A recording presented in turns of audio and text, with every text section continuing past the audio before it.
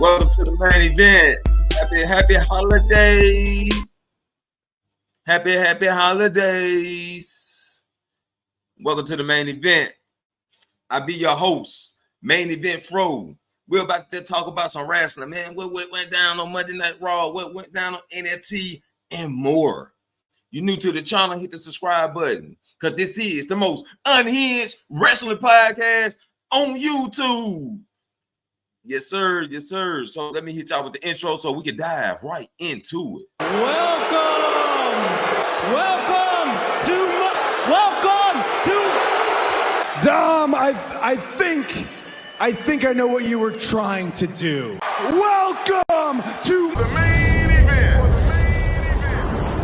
The most unhinged wrestling podcast on YouTube. Welcome. Hey, did y'all miss it? Did y'all miss us? Huh? Did y'all miss us? Yeah, we've been gone for a minute, but we are here. As a matter of fact, we got somebody in the back room, man. And I'm gonna get your intro, but push the like button because it ain't hard to push the goddamn like button. Push the button. Come on, push the button. Come on, push the button. Yeah, come on, push the button. Push the goddamn button. Push the goddamn button. You heard what she said.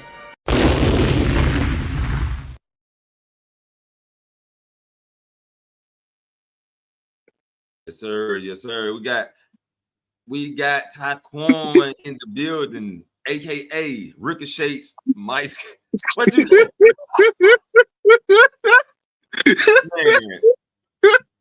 man? Before we get started with WWE Monday Night Raw, what you think about Ricochet running AEW? What you think? What's going on with my boy? All right. So like, I still watch AEW, right? And like Ricochet, he's been putting on some good matches. Like I'm giving that Ricochet, he could put on some good matches, right? But that nigga Mike skills is god awful. Like this, that's like because they're trying to make him a heel now, and like okay. I don't understand this, right? If he couldn't cut a promo as a face, what made AEW think he could cut promos as a heel? What made because what heels ain't really got to have perfect mic skills as long as it match their character. that he is trash either way. He is trash either way. Oh shit! Now I can't get with his mic skills either. His promos, none of that shit. But I guess his in ring kind of make up for it. But then again, it kind of don't when they get him the mic. Just get his man a manager. Yeah. I heard he joins the what's it called, the Hurt Syndicate over there, because like he needs MVP. I think MVP might help him out. They just took his card away. Yeah, I hope they find, like I saw that segment too, but like, I hope they find a way to just put him in there, because he needs somebody to help him out. He needs somebody. He may find somebody to help. They might get him a manager. Might. I'll just put his ass in somebody's group. I think it might win out. Oh, no, I'm good. I'm here. Oh, okay. Yeah, yeah, man. And then so Solar Monster call it the bird call. The Super Mario. Hold on. Russell call it the Super Mario call. Yeah. But what he's saying is aha. And I guess they don't understand that in the black community, that's pretty much like it's either an insult or I got you moment, or it's like I beat you. You know what I'm saying? I just beat you in basketball. Aha! You know what I'm saying? Yeah. You know, and that's what he's doing. But they've been calling it the bird call. Solar Monster call it the bird call. And Russell Talk say he sound like Super Mario. Man, that shit was so funny to me, bro. And then I finally listened to it because I ain't heard. I just hear people talking about it. Then I said, let me go back and watch that section. Then I said, oh, he doing that and trying to make that his theme. Yeah. That Ricochet crazy as fuck. Oh man. Well, we're gonna get back on him in a minute. As a matter of fact, let me get to him now. Let me get to Ricochet right now while we on him. And everybody been talking about Samantha Irvin leaving WWE. And I told Wiley, well, Ricochet want to be while he on the road, he gotta be smacking somebody's ass. You know what I'm saying? Yeah, he can't do it. If she weighed over here and he weighed over there, he ain't gonna be smacking no way. And I'm pretty sure he loved his wife, and that's who ass he rather smack, right? Yeah. So yeah. So I said that shit months ago when she first quit WWE. And this is what Ricochet got to say. Who else is gonna keep my sandwiches for me when I'm hungry? You know? I saw that shit too. So I was right. People. Look, when you come over here to Main Event Pro, when you come to the Unhinged Wrestling Podcast on YouTube, the most unhinged wrestling podcast on YouTube, we right most of the time. 90% of the time, we right. And if I'm wrong, Taquan right. If Taquan wrong, Wiley right. Most of the time, we are right over here. We calling it. You know what I'm saying? Oh shit, that shit was funny when I seen that post. I'm like, I called that shit. I called it. But y'all ready to get into the Raw review? We ready to get into this Raw because Raw was pre-recorded, but it was so-so. It was okay. It was okay. It was all right to me. I just know it was okay with me because I know that we're getting ready for 2025 and they're getting ready for the Raw on Netflix. So yeah, they're not gonna be suiting up and booting up, you know what I'm saying? But before I get started, we got somebody at the front of the arena.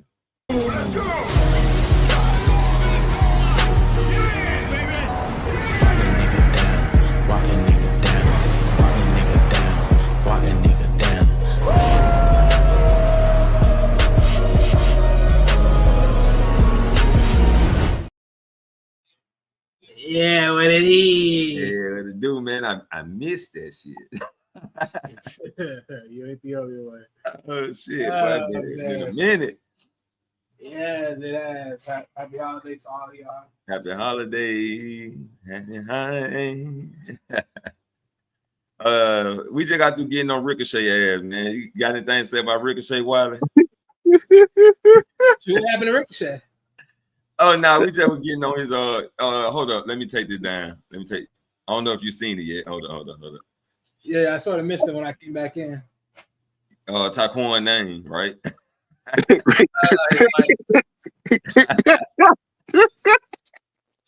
I can only hope that was someone else that wrote it, and then he just had to speak it for what they wrote, because Lord knows. Oh man, yeah. We were just talking about his mic skills and shit. Then we talked about the post he made. Well, you remember when I told you Samantha Irvin quit because Ricochet needed some booty to rub on?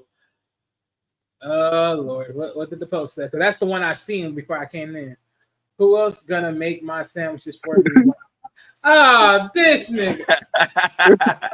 This is some clown shit. What I tell you?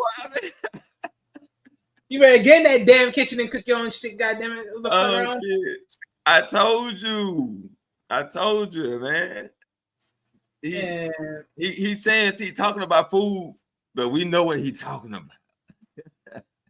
Shit. That man faithful to his wife, man. He want his wife there. You know what I'm saying? Which I don't got no problem with. Yeah. Yeah, well, word to the wise, this is why wrestling and relationships become hazardous, people. This is why it becomes hazardous. It does. It does becomes it becomes like a trade. The WWE trade off. Because they be trading women like a mug, boy. I'm telling you, unless they get married. That's it. But let's jump into this Raw review, people. We finna talk a little bit about Raw. Drew kicked off the show. Sami Zayn interrupted Drew, and Sami Zayn put he's still on Drew because he got tired of the smack. Drew beats down Sami. Jey Uso returns, chase off Drew. Later on, they have a talk about who gonna get Drew tonight. And Jey Uso said he got him, but Sami like, no, because I gotta beat this guy. Sami is obsessed with trying to get a win over Drew. Later on that night, we get Drew versus Sami. That was the main event, right? I'm trying to put all of it in one segment. And Drew beats Sami. He did a post-match beatdown. Jey Uso came out, and then the Bloodline take care of Jey Uso and finish off Sami Zayn, while Drew McIntyre walks off and laughs. Now, Sami Zayn with the obsession of beating Drew, maybe he get the win one day, but I don't know what they build into with that. I don't understand why he keep challenging this guy. Maybe they just did that to hold off, from creating new matches and new feuds or whatever. But yeah, it is. I took it for what it was, man. I took it for what it was. I knew Sami wasn't gonna get the win. Claymore for the victory again. 1, 2, 3 again. What you got on that situation? Well, so the way I look at that one, for as much as I can remember of it, I look at this as it's a part of a story, but it's not an in-depth story. It's just like a segue into the main story, because we're not hitting on the main story just yet, because we don't know what is the quote-unquote master plan. I mean, granted, I called the master plan, but we don't know if that's going to be the master plan. We don't know just yet. Right. Look like it could be the master plan. But one thing's for sure is I will sit here and say is this, that it's just part of, like, right now we're following through Drew McIntyre's massacre of everyone that's involved in bloodline business, and he's gonna take every last people out of it is piece by piece. Right now it's just Sami. Right now we're it's a working tale, but what I see here is a nice segue of Solo and Drew having an alliance that beats the bloodline as far as Jay, Jimmy, and Sami and then it works towards Roman down the stretch. That's what it looked like, huh?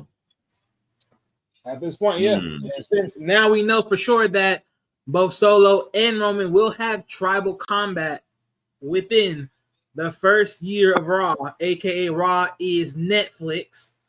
Well, we will finally get this bullshit over with. Well, partially. Thank you.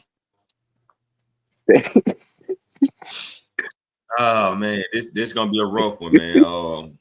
Any inputs on that, Taquan? You ready? You got it. He ready to say something. This one of those. This whole Drew situation, I'm interested in it. Like I actually enjoyed that match with him and Sammy on Monday.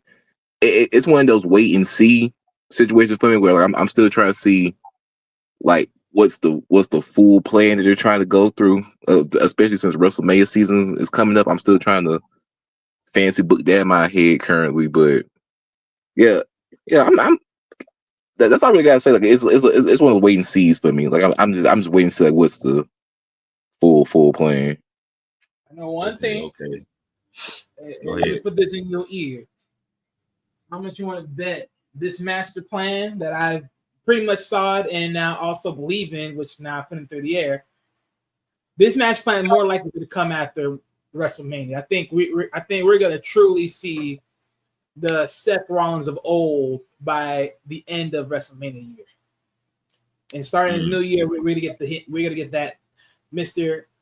Selfish Man back again, which I'll be waiting for because I think this is probably gonna be the best time of his story, anyways. So do you think they're still gonna line Drew and Seth? Hell yeah, but no, at this point, hell yeah, they have no choice. It's too connected. It's too much connected. Him, Drew, KO. They already playing on it already. They already playing it on it. The only Drew did say only one person called him while he was away. Could have been Kevin Owens. Hey, shit. Hi. Surprise. And I want to say this before anybody, if anybody watch Wrestle Talk, they didn't say it first. They did not say it first. Why they called this shit like 3 months ago? Thank you. Seth Rollins and Drew McIntyre alliance. Now I heard Wrestle talk about it, but why they say it fair, right? I did saw and heard the source from Facebook. Now I'm the one that regurgitated and then put it out here into the main world. But I won't be surprised if that shit plays out. I'm dead ass. Yes, sir. And we may see that. Man, that's gonna be a killer force. Just them three alone. That's a force. Let's see. Next we had PFC Perfusion Collective trying to get the open spot. But Adam Pearce said he's got it covered. Io Sky takes the spot. Now, we got Alba Fire versus Io Sky versus Natalya. And Natalya, poor dreams, just got flushed down the drain real quick because she lost the match. Io Sky takes the win. And let's look at the card real quick. Let's Natty. I'm sorry, Natty P. Natty Pooh. What I do know is this: I need to work harder, and I promise you I will. Oh, Natty Pooh. Oh, you and your puppies. Y'all, that belt would have made them puppies look nice. But you didn't. You didn't win it, Poe baby. You didn't win it. So let's look at the card, though. Let's look at the card. And Natty, you have been working hard. I guess working harder, you're gonna be in overdrive. This the card we got. What the fuck did I miss? Oh, you missed something? Oh, what the hell? Hell yeah, I missed. What the fuck? What Io Sky doing on here? She took her partner place when she got her hand smashed up. She took Kairi Sane place. That's just they injured Kairi Sane backstage. PFC did. So they injured Kairi Sane so they could try to take her spot and put Sonya Deville in her spot. but Adam Pearce gave it to Io Sky. Interesting. Yeah, so now it's getting more hot and fire because everybody say with the Intercontinental Championship, we need somebody hot to carry it, right? Who know better to carry it than Io Sky? But I don't think she will make it. I think Lara Valkyria or Dakota Kai have more of a chance. This could be, let me see, man, because Dakota Kai could be the mastermind behind Kairi Sane getting injured, right? We're gonna sell that story now, eh? Maybe. You know, because Dakota, we can't sure the damage control determine pace. Dakota is a fucking heel. I'm watching. I'm gonna come right behind you with this one. Dakota Kai is a fucking heel. She ain't a face. So I wouldn't be surprised if she was behind the attack. But her versus Zoe Stark gonna be very interesting. If she was behind it, it'll be very interesting. So we'll see what happened there. More likely, Peripheral Collective gonna cost Dakota the match or try to cost her the match. Lara Valkyria versus Io Sky see the same thing. Peripheral trying to cost Io Sky the match. Maybe we get Zoe Stark versus Lara Valkyria in the finals. That's the way I'm looking at it through storytelling. What the fuck? Because I think Io Sky going to WrestleMania. Yeah, me too. I don't know, man.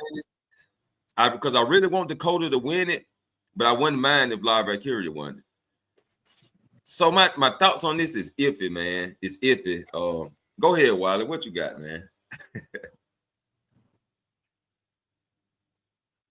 So let me put it to y'all like this, right? And for everyone else out there listening. One, Io, you are very much of a worthy competitor for the IC title. Will I believe you'll win it? No. Why not? Because let's be honest. Look, before this is even with Kairi Sane, I didn't think she was going to get up there that close either. Especially right now with how they're selling Dakota at this point. No. Look, I know a lot of people saying like, cause I was somewhere else too that amongst people I know, and they were saying the same thing. They did a heavy freestyle of like trying to play booking, a heavy freestyle of a booking where they talk about some way somehow Tiffany Stratton was gonna come in, cash in, or neither be a part of this somehow. And took the IC title. I was like, what in the fucking octopus type of booking you just played here? Like, yeah. What the heck? Trust me, you had to hear it for yourself to know that shit was crazy. Bro, it was so crazy. I'm talking about the multiple plays that he went through just to bring back to this part right here. I'm like, huh? Yeah, like, why gotta do a lot of that? Yeah, shit sounds good. Oh, trust me. Tiffany better not cash in on the IC title. She better not cash in. It was interesting, but no, I just didn't like the idea. But let me go back to this, right? And the main reason he only thought of this is because he says that the IC title has nobody, quote unquote, interesting enough to sell stories. But the thing is, here's my problem.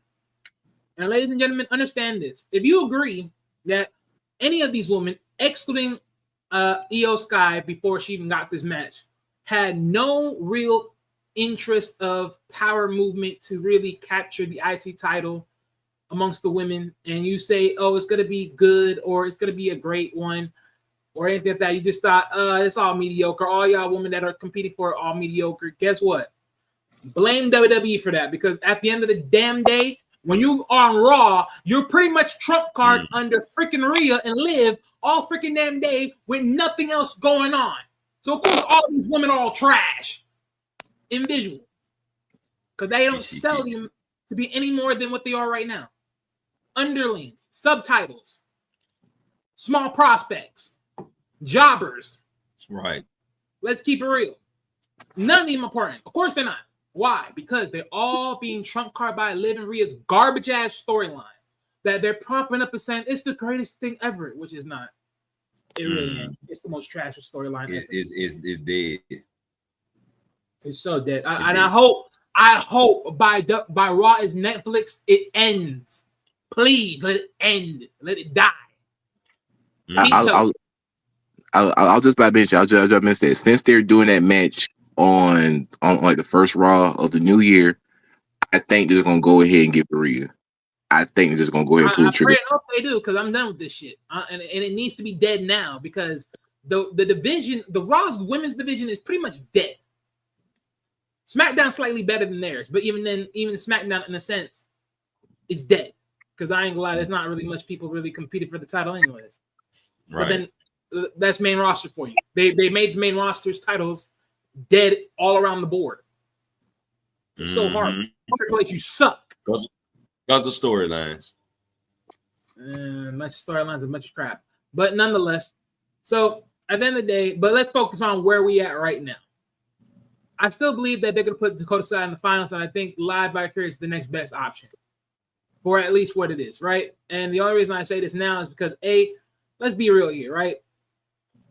Out of the whole group of Damage Control, we all know that EO is like the second upgrade coming of being a decent world champion behind Asuka. And then Kairi Sane is pretty much tag team to mid-card worthy. That's pretty much the group right now. And then Dakota Kai is, well, Dakota Kai. I'm sorry to say it like that, but that's just the truth. Now, yeah, right. To main event. Now, you sit here and said that Dakota Kai may have made some arrangements, aka some setups. Maybe she's still on the heel and nasty. Maybe she's still on them dirty deeds, as you say. And if that's the case, then my only way I look at this is, let's see what happens in Dakota Kai versus Zoe Sparks battle. Right. Because the way I look at this is, if she does go heel again, and she pretty much were to flip sides, where she leaves, aka Kabuki Warriors, or in this case Damage Control, but I'm gonna ultimately call them Kabuki Warriors because they may as well just throw away that Damage Control brand in the trash at this point. But if she does switch sides, then I would believe if she becomes, let's say they make her quote unquote a main lead, supposedly, then she may as well just join the Unholy Union. But if not, then she pretty much joins pure whatever you want to call it. After that, that's pretty much it. But I don't think so. That's the play right now. I just don't see it. They haven't really made no showing and telling of anything of Dakota Kai doing anything nefarious, quote unquote. But hey, we'll see what happens. But of course, as they always do, these back doors, mystery attacks, which makes no fucking sense. But okay. Well, it was the Perfusion Collective running from the scene, but it was also showed that Dakota Kai was just standing back. See, wrestling got the goddamn footage. Dakota Kai was just standing there before she came to help. Interesting. I don't know if the cameraman accidentally put her on in the camera, or was it meant for us to see her standing there before she reacted. Interesting, because that changes everything. If that happens, that changes everything. Yeah, so that's where the curiosity came from. That footage that C Wrestling had, and he got the things. She's always been known for doing that. But if she did that, like truly did that, oh yeah, boy, Triple H, you're just on stupid watch right now. Because I'm serious, like you can't make this shit up. You really just can't make this shit up. You can't. Yes, you just can't make this shit up.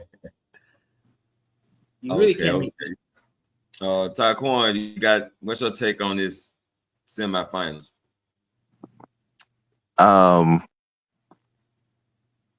So when I saw this, I was in my brain. I was talking between because I was talking between either Dakota or Lyra getting it. I'm leaning towards Lyra. Like I see like either way. I see like Lyra can get it and Dakota can get it, or Dakota can get it, Lyra can get it. Like I feel like whoever wins it is gonna lose it to the person eventually. So, well, it's one of those things where it's like it's an either or for me. But I'm leaning towards Lyra for right now.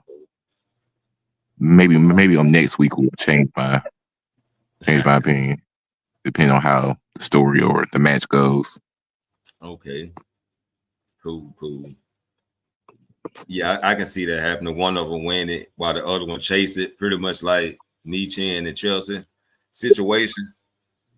So I can see that. Yeah. We'll see what happened this Monday. Last Monday this year, last Raw this year. See what goes on.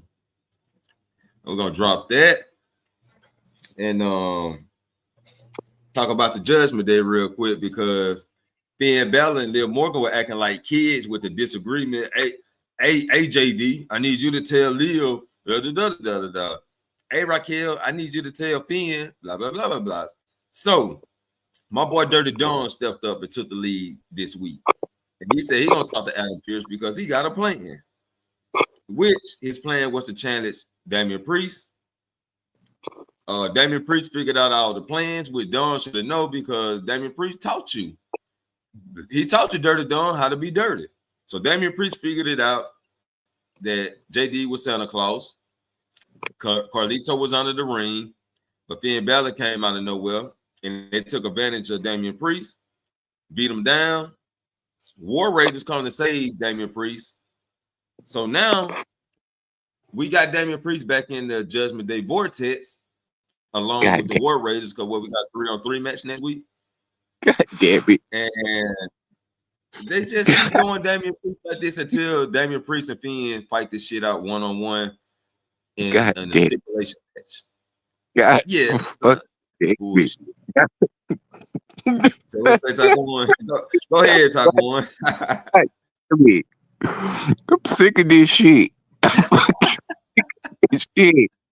Just move on. Oh shit. Damn. Priest won at what? What's the pay Bad Blood? Priest already won Bad Blood. Just fucking move on. Just move on. The match already happened. Just move on. Oh shit. Everything don't need to be fucking 12 months long. Right. I'm talking about you right, 12 fucking months long.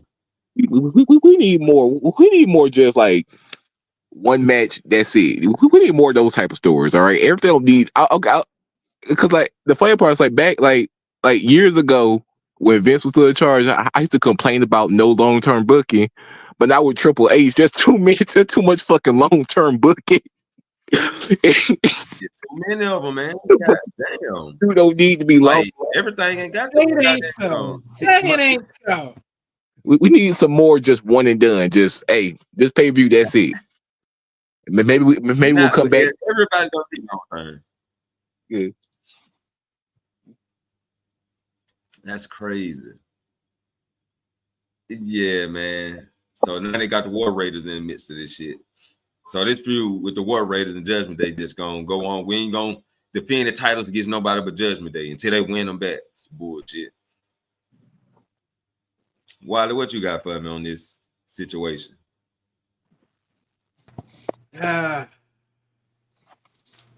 Well, from as much as I've seen and as much as I know, now we may say that, Damian Priest dealing with the Judgment Day is getting tiring, but we all know it's going to come back to this. We all know he's going to come back to Finn.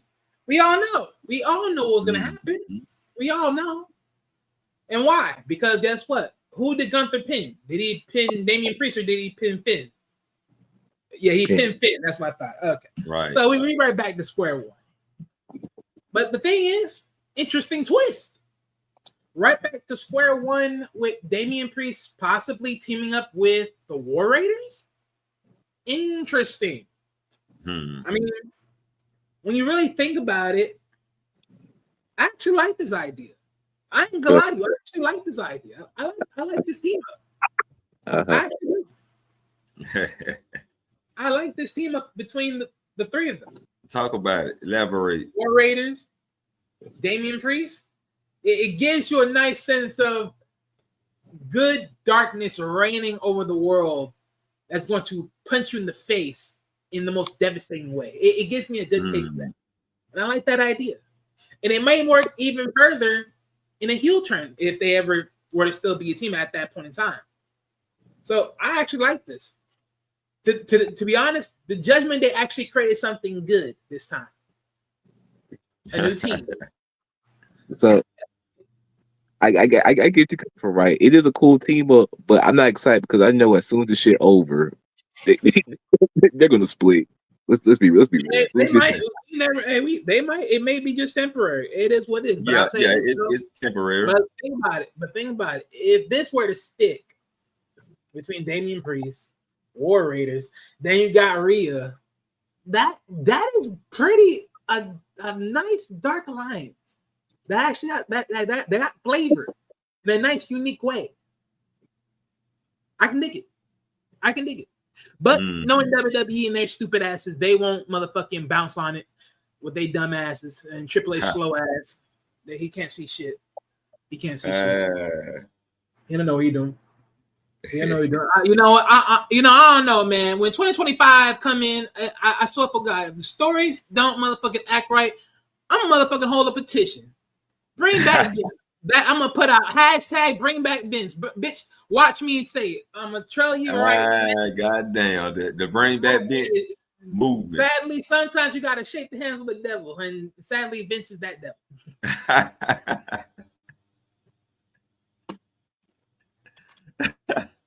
It's either that or you gotta get some new writers. Cause boy, if you leading the writing team and you let this slide and you let this be the case, and this be the writing in the mouthpiece material, I'm gonna punch you in your face. Fuck out of here. Damn. Because one thing they always like to do, they like to throw these little nice pissy dust of good favor and good visuals. And the next thing you know, they'll never act on it. They'll act on the bullshit that we didn't want them to act on, because at the end of the damn day, for some reason, that got more clout. For what reasons? I have no fucking clue. We'll see. I know they're gonna prove for it's gonna be up to maybe elimination chamber somewhere. Come on, they already predict those two to be in WrestleMania. So I won't be surprised if we hear Damian Priest versus Finn Balor night one. I won't be surprised. Okay. That's when they might end the feud then. Four fucking months. Shit, 4 more fucking months. Damn. That's Triple H for you. That's Triple H for you. That lets you know. I can't write. It's always Jermaine's fault. Yeah, it's always Triple H's fault. And all for good reasons. Man, goddamn. Boy, and there's another big fault that he has too. Boy, I can't wait to write this story. I've been late. I've been a little bit on the back end because of the holidays, but even then, it's like, boy, just wait, because the shit that I heard on Facebook, if this lines up and be true after I do my research, I'm gonna stick a fire so deep up in Triple H's ass the internet can't walk away from. I might got the news in my script up here, but yeah. Oh shit. And the crazy part is, right? The crazy part about the whole storyline here is, right, is the fact that, like, okay, I watched Black and Gold NXT, right? I don't remember shit lasting this long. I don't remember. It was an hour long. But no, just in general though, like, I don't remember NXT storylines, but besides Gargano and Ciampa, that's the only one I remember being like super long. But most of them were pretty like one takeover, maybe 2 takeovers, and that was it. Right. And that goes to show you that they're willing to move around the content around, because you had a lot of good companions at that point. In this case, I mean, main roster, they got the same thing, but the problem is that's the problem. Main roster, they just making it mediocre. To their eyes, it's gold, but it's mediocre. Maybe even a little bit of silver in their eyes, but still mediocre. And NXT now is becoming the gold standard for whatever reasons. I mean, honestly, look, I'm gonna say it one more time. I won't be surprised if Triple H magically pulls a Houdini and NXT from WWE and says, "This is my corporation," and he strips it and goes on his own terms. I won't be surprised if he does some bullshit like this down the line. I swear for God, I won't be surprised. Damn. All he's doing right now, he's burying WWE and he's building NXT. That's the, like when you really think about it, he's burying WWE and pretty much building up NXT. That what it looked like, huh? Interesting. Send his ass back to NXT then. Shit. Yeah, okay, next segment. Which is I didn't know they were gonna spin a block on this shit, but they did.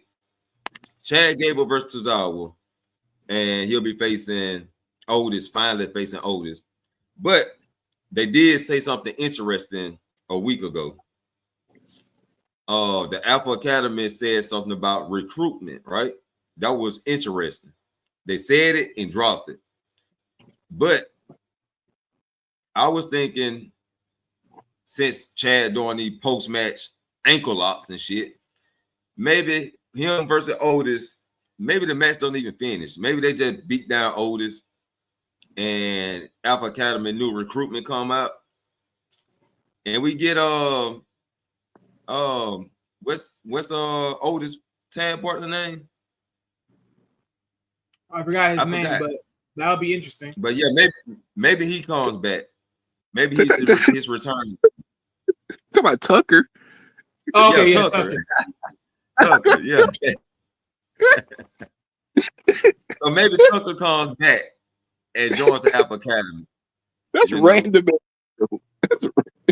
I know, man. But they did mention his return a while back. It was more of a picture visual, but I would be happy to see him back. To be honest, I actually like Tucker more than I like Otis. Like for him being that big and be movable, I was actually shocked. Right.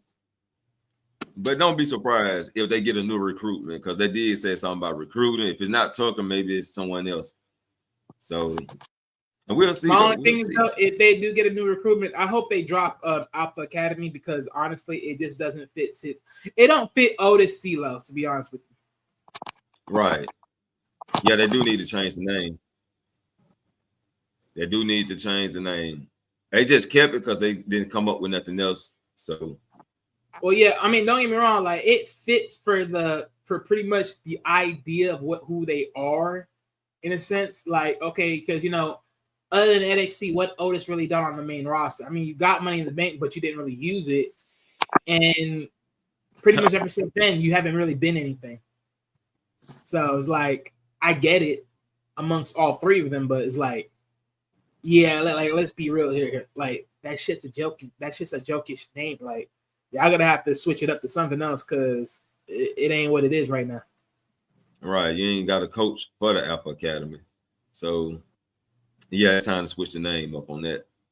But anything to say about that segment though, or the feud in general? I mean, for the feud, the fact that they are running it right back around, it just tells me that they just pretty much, like, I think this is Triple H's way of saying, hey, look, if we're going to turn the tables on Chad Gable, he's going to have to start winning, and this is his way of starting to win, pretty much. This is his way to start to win, trying to get back in the win column. Right. As far as how they move forward to this, like if it is Tucker coming back, it's going to be something that has to really make sense. Like if they do keep on the Alpha Academy, it has to make sense of the name and the brand that they're working around, which again, it does. Oh my goodness. I just had oh my gosh. Oh my gosh. I just had a moment. What just popped up in your head? I just had a perfect moment. Hey, wouldn't it be insane if Andrew Chase were to take over the Alpha Academy? Oh, shit. Oh, shit. Hey, I just thought of shit. Damn. That, you know what? I just thought of it because I remember I told you they did some storytelling on that event, on the event, and somebody I saw had an idea for played on it. I won't be surprised if that hits the play. Wow, that'll make sense too. Now that'll make sense. Yeah, that'll make sense. But he'll have to get rid of Tozawa. Goddamn it. Hell yeah. That's dead end right there. I thought they were gonna fire his ass, but they didn't do that. Yeah, but damn, I ain't think about that shit. Yeah, that was a nice idolizing. Hell yeah. Yes, sir. Anything you got to say about this segment in the feud, Taquan? It's long overdue. Like it should realistically, this shit should have been happening, but I'm glad they were finally getting it. Right. In a perfect world, you know, if WrestleMania happened like it should have, you know, this could have been this could have been an Intercontinental Championship match earlier this year, but nah. You know, Sami Zayn had to slide his ass, and I'm still mad about that. I don't care. Sami Zayn had to slide his ass and beat Gunn. Okay. Oh man, that shit was crazy. All right, now, all right, where we at? Honestly, I don't think so. That would have changed nothing because I did that. even if he did got the IC title, I mean, eventually, I think it still would have gone to Jade, and then it still would have gone to Ron Breaker eventually. I know, bro. But bro's gonna get it regardless. But still, it was the moment was right there. They had the chance to pull the trigger, and they didn't. Right. They pivot like a motherfucker. That shit was wild to me. And Chad would have been a perfect person to defeat Gunther. Credibility, but it is what it is. Next segment. Well, we did that. Okay. Dirty Dom. My boy Dirty Dom insulted the New Day. Oh man, that shit was crazy. All right, then we get the New Day segment, right? Kofi Kingston, they finally get to talk. They finally get to speak. Kofi Kingston mom is out there. Oh man, where's we doing? They finna be some major heels. They better be some major heels for them to pull this shit out with Kofi Kingston. Mom turned on him, and now he blaming the fans. He said he posted on Twitter, y'all did this. So we better be having a motherfucking forced to deal with the New Day when they finally hit this heel turn.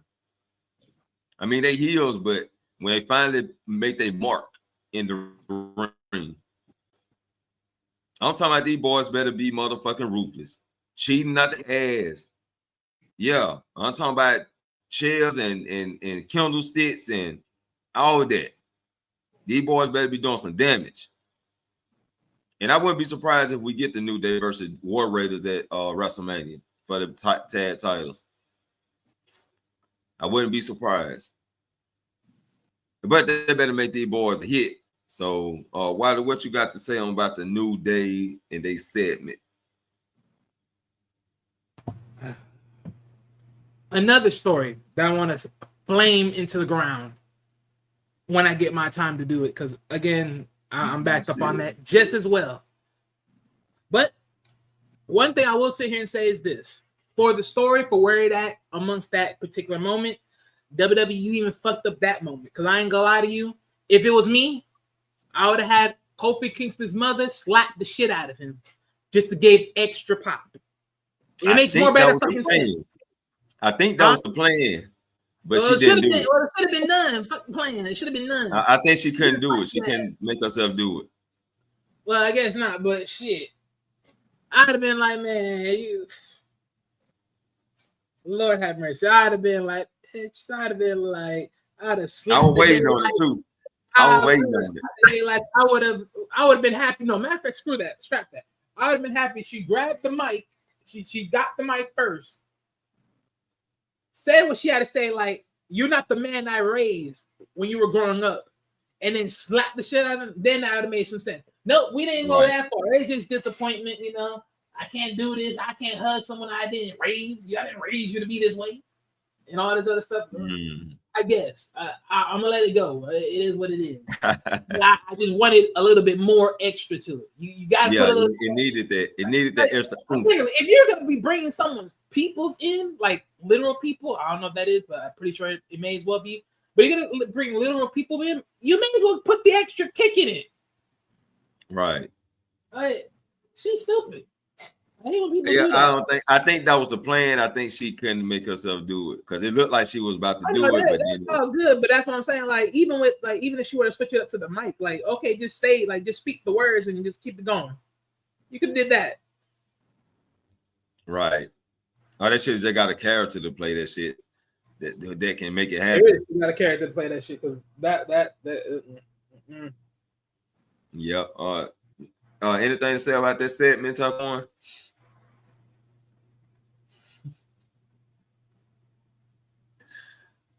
Oh, that's it. You there, Talk On? Yo. Are your mic on? Ricochet got to his ass. That what happened. Ricochet got to my boy Talk On. He ended up beating his ass and shit. Hitting his ass with the Pele kick. Talk On, you there? I think he probably stepped away. I mean, shoot, just hold it and just come back to it. Yeah, we'll come back to it. I ain't really got much to say about the Seth Rollins interview. Why you got anything to say about his interview? Man, fuck both the interviews. I don't give a fuck. Fuck both CM Punk and motherfucking Seth Rollins interviews. Let's just get to the damn fight.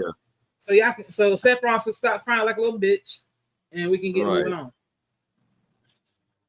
Okay, so the last thing I got on the list is The Miz versus Dexter Lumis. The Final Testament attacks Dexter. The Y6 comes out to help without Bo Dallas. Bo Dallas has been missing in action, going through a character change. So I'm just really waiting to see what happened. You know what I'm saying? I really ain't got nothing to say too much about this match. But I'm just waiting to see what happened. Waiting to see what unfolds out this whole Y6 versus Final Testament feud. You can go ahead though, Wiley. So, funny enough, you mentioned it because I did some reading on the side when I saw this pop up. But yeah, you are more likely right. There, we may be switching course. I think the quote unquote being the good guys or the tweeners that they say, I would just call them vigilantes, that they're about to hit the switch and go full renegade. So this team may have a moment of a nice switching moment eventually down the stretch. To me, what they sound like to me is they know they failed, so they got to switch it up and try to sell something different. Right. And that's the only reason why we're hearing this right now. But if you also be hearing other many ways and other many things, rumors also that we may get Bray finally back into there. We may even get Alexa Bliss returning and getting back in there. So time will tell. But a lot of rumors right now are just sparking up saying that, Alexa's coming back into play, and Braun, he may be in there as well. So I won't be surprised. Yeah, well, I don't think Brian joined it, but Alexa Bliss, they still talking about the doors open for her, so we'll see. Talk on anything to say about the Y6 and the Final Testament feud? Oh, or that match in general? Speaking of shit that needs to be. There you go. See? I ain't gonna lie, there's another piece of story that we can talk about that needs to be burnt to the ground too. Yeah, for sure. I leave that there. I want my stories to just burn to the ground. I'm gonna have fun. I'm gonna have fun when I motherfucking start these stories, goddamn. He gonna rip every last story to shreds. Why they finna go on a rant? Goddamn it! Oh shit! Yeah, anything to say about the Yeah, did you have anything to say about the New Day, Taquan, and they said it? Oh man, I hope they don't fuck this up because I hope they fuck this up because I like like every segment they had since they've been a heel. Like I like them, but I hope this turns into something. I hope they don't just wait for for Biggie to come back with. I want them to do some shit before that happens. I don't know, just do something. Do have a match or something. Just do something. Like I think they I gonna like free with Rey Mysterio for the start. So we'll see though. Boy, Taekwon is you're gonna have some hurt feelings and down the road. Shit gonna get ugly, boy. I'm trying to tell you, but hey. Oh shit. Yeah, I hope they don't fuck it up either, because this shit been it. You know, like I said, I hope they come back devastating, just motherfucking tearing shit apart. You know what I'm saying? So before I jump into NXT, I do want to talk about Money in the Bank going to 2 nights, people. Money in the Bank. We're gonna have 2 nights of Money in the Bank, one for the men, one for the women, so they can have a better celebration, a bigger spotlight for the winners. So we're gonna have 2 nights of Money in the Bank, and that also give more people to get time to get on the card. So that'll be like a 5-match card for each night. 4 to 5. I'm gonna say 4 to 5. But interesting that it'll be 2 nights, like SummerSlam, like WrestleMania. Yeah. And I agree though, it need to be 2 nights. It need to be 2 nights. What are we talking about here? What's gonna be 2 nights? Money in the Bank. I ain't really feeling this. Wait a minute. Breaking. WWE is reportedly planning on making Money in the Bank a 2-night event by 2027. It was noted that the plans is to have each night feature a Money in the Bank ladder match to give the men and women's Money in the Bank winner a bigger spotlight. Okay, Yeah. okay. Well, who's it on right now to talk about it? You can go ahead, Wilder. Go ahead. All right, cool. So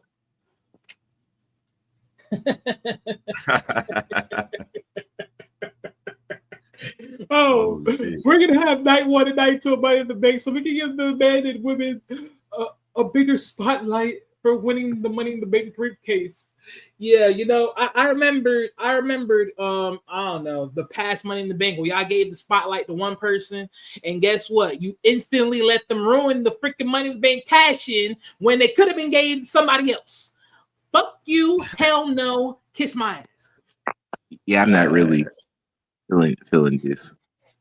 It is true. This kind of so I have a friend I also talk wrestling with. His name is Will. He also has a channel and shit. And, on one of his shows, like he always he like for like the past couple streams, or whatever, he always keep mentioning how like he's a big believer that all the B, like all like the minor pay-per-views are gonna be international, and all the like the big 4, the WrestleManias, the SummerSlams, Money in the Banks, whatever, all those are gonna be 2 nights. Like that's been his theory for like the past few months, right? So if that kind of falls into his theory, me personally, I'm a huge believer that the only 2 nights should be Mania, because Mania is supposed to be the biggest show.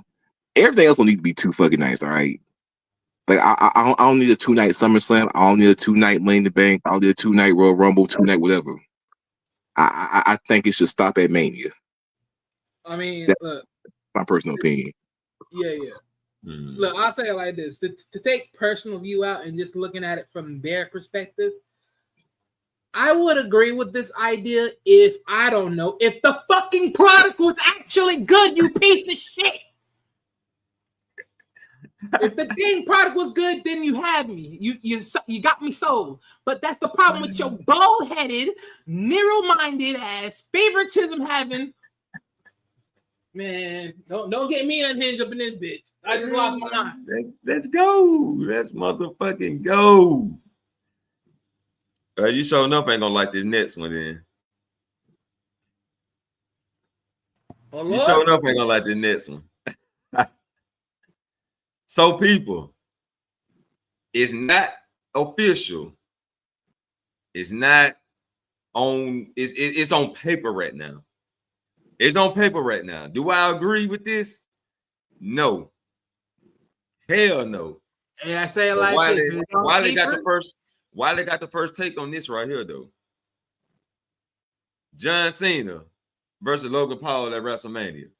Hey, I heard about this. What's up, Wiley? What you holding your breath over there?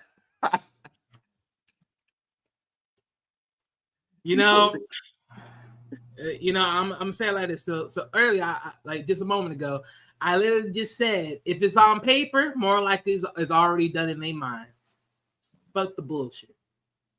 But now you tell me this shit right here. This shit right here. It's one thing to come in here out of nowhere and say, "Oh, Logan Paul's retired from wrestling," as you hear in the airwaves. Then you want to hear him come out of nowhere, come out on the pre-up view of Raw's Netflix talking about, "I'm going to beat Gunther for the World Heavyweight title." Are you freaking kidding me here? This man has no place choosing to fight for titles when his lazy ass has been sitting on the sidelines. You gotta be fucking kidding me. You have to be kidding. This is the jokes that I'm talking about here. We're over here selling entertainment and not selling actual wrestling and stories. You piece of foul-ish. Lord have mercy. Lord have mercy. Look, I can really care less about this match, honestly. This being at WrestleMania is just a poor waste of a fucking spot that more likely deserved to somebody else that can actually have a decent story if you freaking map it out right and you actually make it good. Lord have mercy. You're only doing this because of John Cena. Let's be real. You're only doing this because of John Cena and it's fucking Logan Paul. Yeah, WrestleMania. Yeah, get all the freaking papers you can get. God damn it. But literally, this right here is a waste of time and a waste of bullshit and a waste of space. You know the funny part about this, if this match does happen, the funny part about this is the fact that, like, so I remember, like, around Money in the Bank when John Cena announced retirement, Triple H said something like, well, Cena's gonna actually have a say in who he faces. If this happens, this means that John Cena of all fucking people he could pick, he picked fucking Paul. If this does happen, Man, you know what I'm saying? You see what I'm saying? Bullshit. Hell no. I don't want to see it. Put that shit on a regular Monday Night Raw. Main event Monday Night Raw one night. Do what that is. Bullshit. That's what I think about that. Goddamn it. Fuck Logan Paul and his lazy ass. And if Logan Paul want to get in the ring with the unhinged one, if he want to get in the ring with the unhinged one, I get in the ring with Logan Paul ass. Yeah. Yeah, sign that fucking shit off. God damn it. Knock his ass out. God damn it. Yeah. Welcome to the main event, Logan Paul. The real main event. The unhinged main event, motherfucker. So I got my news out the way. Well, I did want to talk about one more. Charlotte Flair's supposed to return. I ain't got the picture though. She's supposed to return as a darker character, right? I'm like, Huh? what y'all mean, darker character? I mean, she good as a heel. Automatic. Charlotte Flair can be a heel, but what y'all mean? A more darker character, more Seth Rollins type of dressing. What are y'all talking about? What y'all think about that shit, man? Taquan, what you think about the Charlotte Flair news? You heard about it? I haven't heard that news, but if that is true, that's one of those. I put that in the I got to see it for myself category. Right. How darker can she get than just being herself?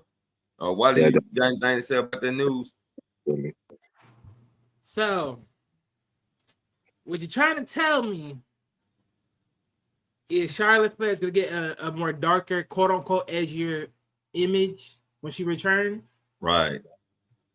Oh, wow. Okay, so what? We're getting a replacement for Rhea Ripley?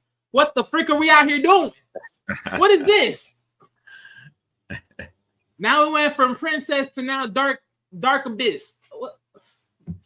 I swear, do y'all know what the heck y'all doing when y'all be selling y'all characters? Like, really? I mean, granted, look, I've been hearing some things in the airwaves about Charlotte Flair changing characters. I thought this was gonna be like she could come in on the good note, but if she could be coming on a dark, twisted version, I'm like, we already got Rhea Ripley. We already got the Pure Fusion Collective of nobody. Do we really need another Dark Force? We got Dark Forces of females in NXT. We don't need another one. What the fuck are we talking about? We got the unholy union for peeps sakes. What right. So another dark, edgy character. I mean, again. I mean, you And bring it's back Charlotte Flair. that's gonna be another dark character. You already got what's the face on the Y6 dark grooming character. Right. What's wrong with y'all people? So I don't know what they're gonna do. I got to see it play out. Yeah, that's how. It's one of those. I'll wait for it. No, please don't let them mess up Charlotte Flair character. She's just good just being a fucking queen. Hey, look, I'll be honest. If they do a dark character, it has to be like, I've been away for like forever. I'm dark. I'm gloom. I feel depressed, even though I have a reason to constantly keep going. It has to be in that measurement. But even then, it's like y'all already have too much characters on that tempo already. Like, what's the point? I just thought about something. Did Charlotte match this year? Say it again. Did Charlotte have a match this year? I don't remember. Did she get wrestled at all this year? Hell no. I don't think. Nah. She never came back after that. She has not wrestled. Period. This whole year, ever since after WrestleMania, ever since the whole Cody finished the story, she has not wrestled not one time, not even appear either. Oh, I'm trying. Oh, yep. Ever since that Oscar match, it been over with.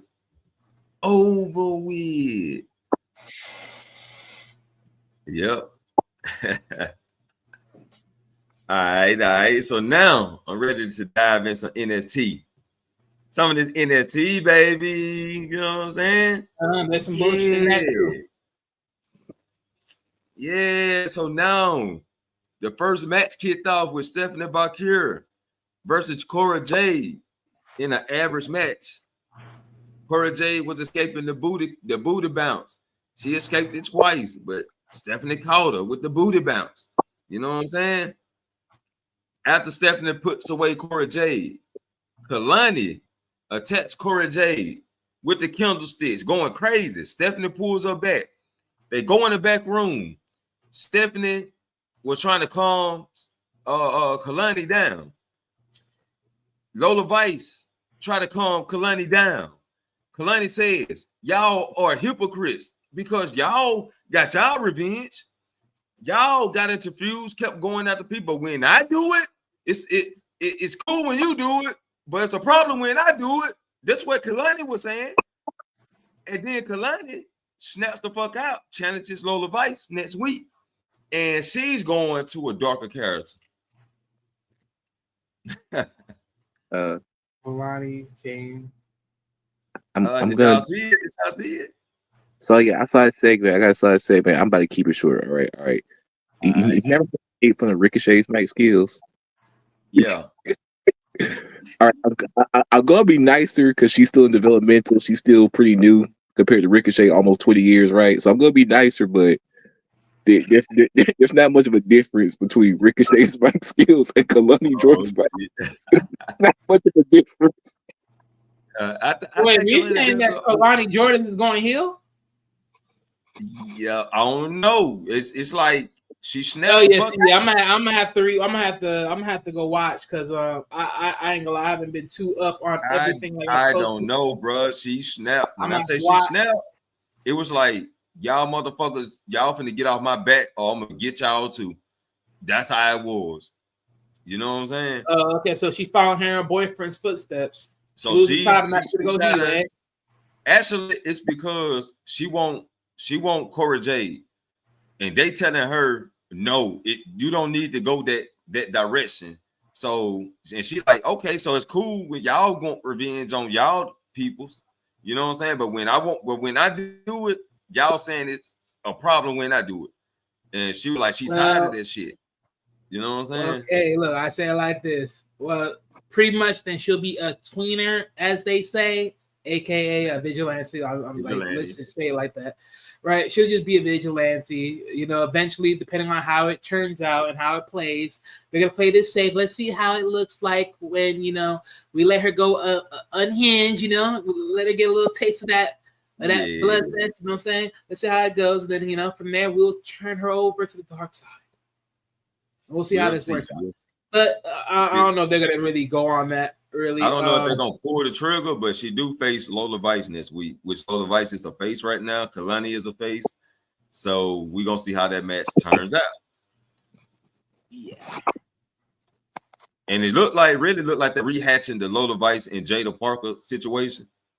Like, okay, we both got the common enemy, but if you're gonna step in my way, then I guess I got to go through you to get to my enemy. Pretty much. I got to go through the good side to get to my end. So that's what it looked like they're rehashing, just in a different way. So maybe Kalani get taken to the underground.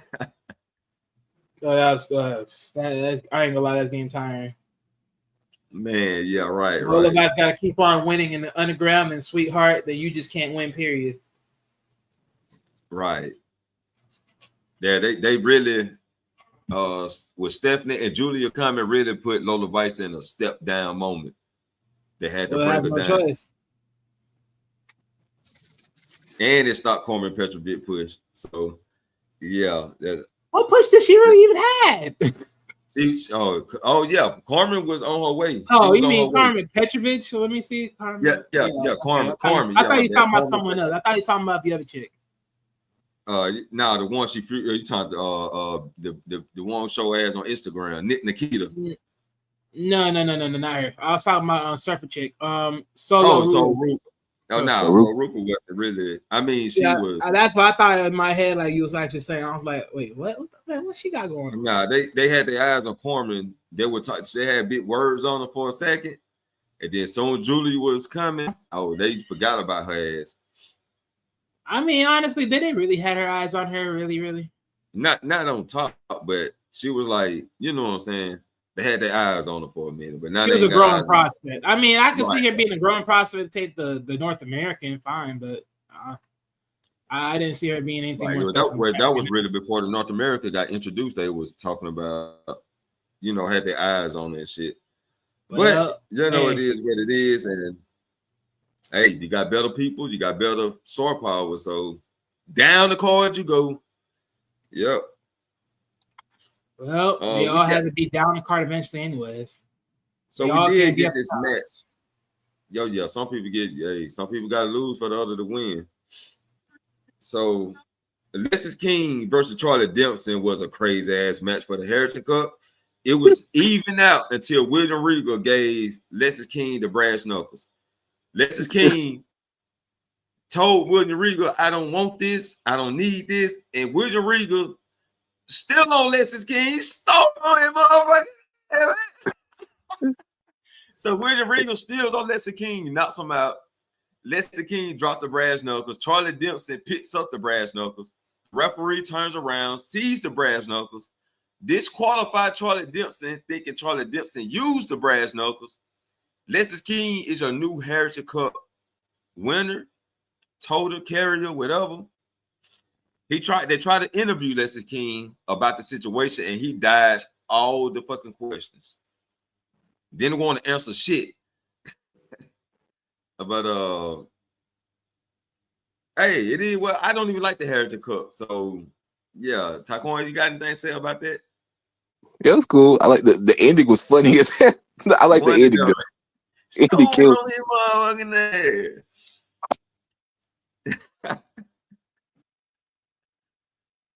Oh, go ahead. My bad. Nah. That's it. I was like the ending. Why you didn't see it? Did you? Oh, you didn't catch it. You didn't catch NXT this week, huh?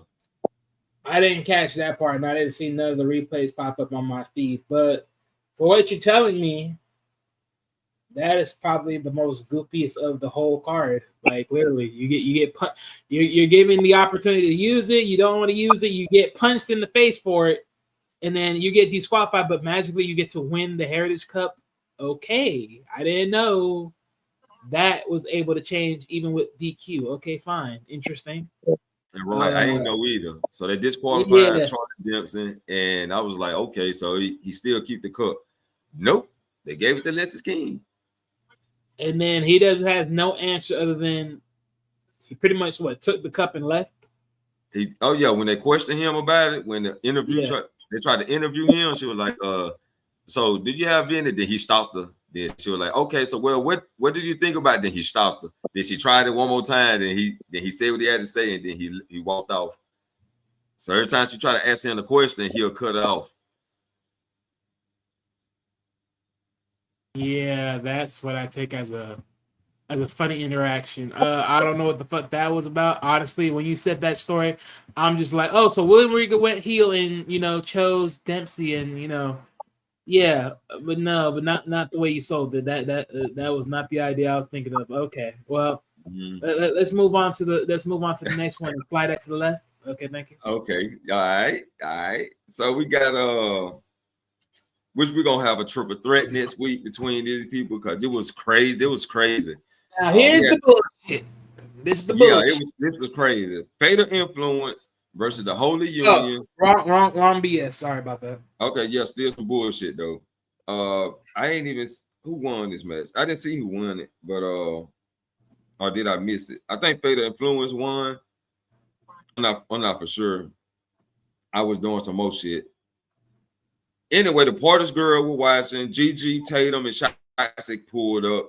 Then Sean Spears were watching, so that was kind of crazy. After the match, we get the women backstage. So the Unholy Union ran into the Party girls. Then Tatum and them were talking. It was a whole lot of bullshit. So Lash Legend pulled up. Let me see. Did I get that shit? Did I jot that down? No, I don't think I jotted it down. But anyway, we get a triple threat with the Unholy Union, Party Girls, and I think Gigi and Tatum, if I'm not mistaken. So we'll have that triple threat tag match next week. Sean Spears still trying to get Izzy on the team, but she's still denying that. So that's a whole big ass mix up right there. Zarya and Sol Ruka had some words. Then Izzy pulled up. Then Sean Spears tried to talk to Izzy. That's what it was. Yeah, I kind of fell out this match though. I kind of fell out of it. I was trying to get some more shit for the other channel to talk about. So I missed who won it. Taquan, you know who won that match? I'm not glad I don't remember. He don't even know. That's just how fucked up the situation was because they had too many people interacting with it. Oh, I know who won it. Unholy Union won it because Gigi pushed Jason James off the damn top rope. Yeah. That's what happened. So yeah, that's why they got the triple threat because the Party girls were fussing with the other two are Fatal Influence. And while the referee was trying to break them up, Gigi pushed Jason James off the top rope. And then the Unholy Union hit the Bray Wyatt shit, Team Bray Wyatt finish move. And it got the pin. Yeah. But that shit, we'll see what happened this week, man, because I can't even pinpoint nothing to say about it. Yeah. So Sean Spears was watching the match, but he still approached Izzy Dane later on backstage. But he was watching a match. Then he walked off like he was finna go to the ring. So do we still have the eyes on Gigi? Or do we really want Izzy to join him? That's confusing. Yeah. I mean, honestly, another confusing bullshit. Anything you got to say real quick while on that? Yeah, no, because the way you explained it, because even if I didn't watch this either, but from what I'm taking, because I ain't gonna lie, Gigi's one of those other characters that I can also see partner up with unholy union, just for like a nice add in of the same flavor of twist. But then again, it's like I don't know, they'll pull that. I doubt it. But nonetheless, but with Sean Spears, I think he's still gonna go for Izzy. I don't think so. There's nothing else he got to switch to. Okay. Yeah, that looked like his main target. Okay. Then we get the bullshit match with Dion Lennox versus Ashante Adonis, with Nikita Lyons ringside. She helps Adonis by putting his foot on the ropes. But then he get the roll up pin on Dion. Told Nikita he don't need her help, but she celebrates in the ring afterwards. No words from Carmen Petrovic after that. So I don't know where they taking this fucking love story. I guess they just want to have a little. This just really a fucking some drama they want to add in, right? Some love type of shit. I don't get it, man. This shit losing me. That's another story that's trash. It never had me in the first place. Fuck this. Fuck this whole. It only got me when Carmen Petrovic in the picture with them cheeks. That's it. You know what I'm saying? There's this. Swing that story, girl. Yeah. As you do. Roxanne got a nice video package about from when she started to how she got to what she is now. And I liked it. Nice video package. They video package that they put together for. And I liked it. Yeah, she gonna need it. She gonna need it. I know, but she about to lose. She's gonna be losing. That'd be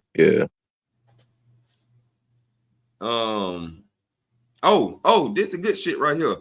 Ethan Page got a video package. Now, I wanted to talk about this when I seen it, but Ethan Page lost his smile. Now that I ain't gonna lie, that's actually interesting. Now, this the good shit. Ethan Page had lost his smile. And yes, his goal is to take away your smile. You know what I'm saying? So, oh my God, I love this shit. Now, I love this. The way they portrayed it when he smashed that chair on Javon Evans and he spit the gulp of blood out. Oh man, that was good. That was some good shit. Now, this is a story I'm interested in, the Ethan Page story. So, Taquan, give me what you got. Nah, I'm mirror. I already told you IG. I like the segment he did last week. I like him like what the fuck he did in Javon. And like once again, Shawn Michaels does it again. Shawn Michaels he booked NXT. And the crazy part, he did Shawn did it twice last week. He did the Ethan Page and he did like last week with the whole tricking of Eddie Thorpe.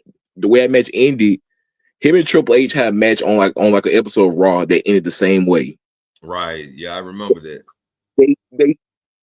This nigga just books his career in NXT and it's funny.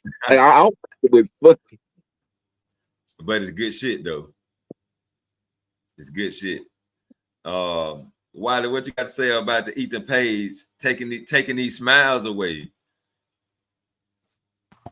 I actually love the storyline because honestly, when I saw it, a little clip of it, it was very interesting. It's like I gone from having the smile with my ego now to like I just want to strip everyone else's smile away from them, which is lovely.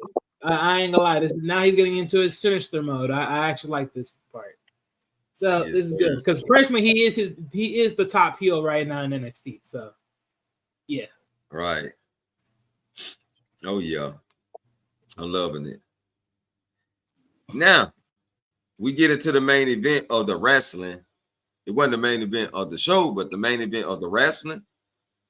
We got the family versus Hank and Tank versus OTM versus the No Catch Quarter Crew. Now, Hank and Tank, they started the thing out hard hitting. It was some gimmicks in there, that made me laugh, like the snowball fight. And Hank and Tank doing a crawl on the floor like they're in the army and shit. Little fun and giggles, but it started getting serious. Hank and Tank was took away out of the match by Tyreek and Tyson. That's their name. Yeah. Tyreek and Tyson took Hank and Tank out the match. We left with a triple threat tag team match. Stats got put through the table. The Dunn tries to go for the crowbar. He wanted to use the crowbar. But guess what? Guess who stopped the Dunn from using the crowbar and cheating? Santa Claus. Santa Claus takes out the Dunn. OTM gets the win. And then we find out that Ridge Hollins was Santa Claus the whole time. So this was interesting, right? Oh man, so OTM get a shot at Axiom and Nathan Fraser for the tag titles. Ridge Hollins, like Wiley said before, is going after the North American Championship. Interesting. Taquan, give me what you got. First I like the match, but Ridge Holland go after the North American title. I'm okay with it. I don't know if I ever said it before. I don't really care about Ridge like that, but it's okay, I guess. At least I don't really fuck with Ridge like that. That's the boy. My boy be looking at his hands and shit. He be like these motherfucking hands are dangerous. You know what I'm saying? Yeah, yeah, he all right, man. He all right. He at least he keep it more interesting than a lot of other motherfuckers on the main roster. But go ahead. That's what I gotta say. It's all right. Like it's once again, this one of wait and sees for me. I'll see how him and Tony D play out. Okay. Wiley, anything to say about this segment? So Ridge Holland over here playing Santa Claus, eh? Yeah. Shoot. I mean, honestly, it's pretty much the same thing that they did to what they did to Ethan Page. Is like, oh, you had the title challenge. Now they bring you downstairs to the mid card title. It's like, okay, that's pretty much it. We'll see what happens. I ain't gonna say nothing yet. This is just a nice start. We'll see what happens from here on out. Okay, what about OTM versus Out the Mud versus Nathan and Axiom? I mean, the match ain't went yet, but that's who the challengers are. Interesting perspective. I don't know yet. Time will tell. I mean, right now, we don't know where quote unquote Axiom and Frazier is gonna be with these titles. So it's really like up in the air right now as far as are they still gonna be the champions or are they gonna keep on showing like miscommunication? What are we gonna do here? So I ain't gonna lie, like these are one titles. I think it's time for like a switch, but will they pull the trigger? I don't know. Right now they're actually showing Nathan Fraser and Axiom at surviving the match to keep the titles. That's the story right now. Well, apparently, but that's why I'm like, I just hope they move on. But we'll see what happens. I think they're gonna defeat OTM. My prediction is OTM gonna take both of them out backstage, and then they still gonna say you know how they do. Can y'all compete for the match? Or we gonna have to not? Y'all can't compete tonight because of such. Oh, now we gonna compete. You know what I'm saying? And they gonna compete banged up and still win. Goddamn. Instead of one being banged up this time, it's gonna be both of them are banged up, and they still gonna win. they both Nathan Frazier and Axiom are gonna get shot and still somehow win. Right. While the bullet wound's gonna be open, they still win. Right. Shit crazy, man. It's crazy. But all right, we down to the last segment. The last segment of NXT that happened this week was Trick Williams comes out. Obafemi comes out. And this bitch ass motherfucking Eddie Thorpe comes out. Now we talking about the BS. Oh yeah. I knew there was gonna be some bullshit. I said it when they did that fucked up pen last week. Yeah. It's gonna be a triple threat. Yeah, I know. But I thought Ava was gonna make it. But Trent Williams got scared. Yeah. Y'all boy. Your fans out there, y'all boy. Trent Williams got scared and made it a triple threat match. And even Obafemi called him out for it. Yeah, I was saying it in my head when he said, we gonna make this a triple threat match. I said, this nigga scared. And then Obafemi called him out for it and verified my thoughts. Yeah. So you can pin Eddie Thorpe and keep your title. Yeah, exactly. Yeah, that's exactly what go ahead. I Trying to tell you. I smelled the bullshit. I smelled the bullshit.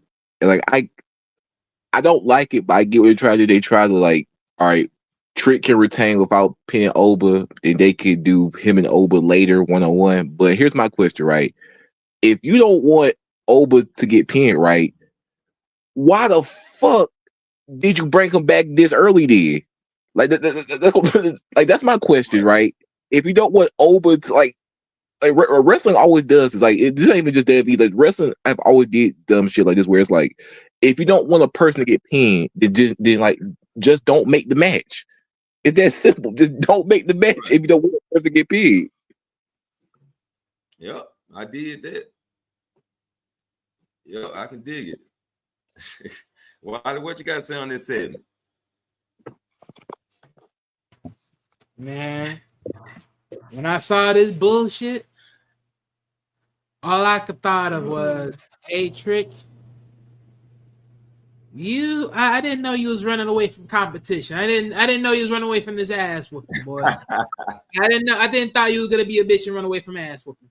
I guess you got tired of motherfucking losing your title half-ass way throughout your whole year. Cause boy, it makes no sense how you beat one person, you get the same one person that you beat already, a rematch, and intercourse your business with Obafemi that won the Iron Survivor over a crybaby bitch that can't even talk and hold his nuts while motherfucking talking on the dang mic when he's out of his dang league. And yet somehow, some way, Tiny Tim is able to motherfucking get in a triple threat match with a giant and a swagger. Mm-hmm. Okay. Okay. So we ain't gonna respect people when they actually earn their shot these days no more, ain't we? What type of shit this is?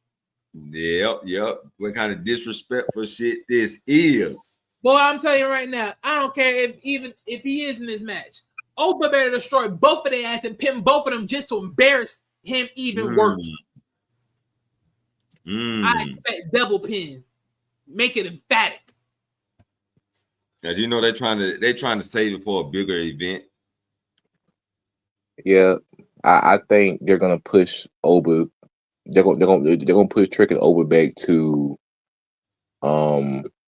wherever they do Mania weekend. That's what I think. Man, that's too damn long. I can see them doing that, and Oba saying Trick keep dodging him. Yeah, I can see that. But this man, the Iron Survivor, you earned that shit. Come on, man. When the hell we started changing this shit up like that? That's what got me. And throwing Eddie Thorpe crybaby ass in there. This man's a milk his way into shit. But that's how I see it, though. That's how I see it. Trick Williams running from Obafemi. And he gonna keep running. You better keep running, motherfucker. You want to keep that goddamn championship. You better keep running. Oh, you better do, huh? You better do.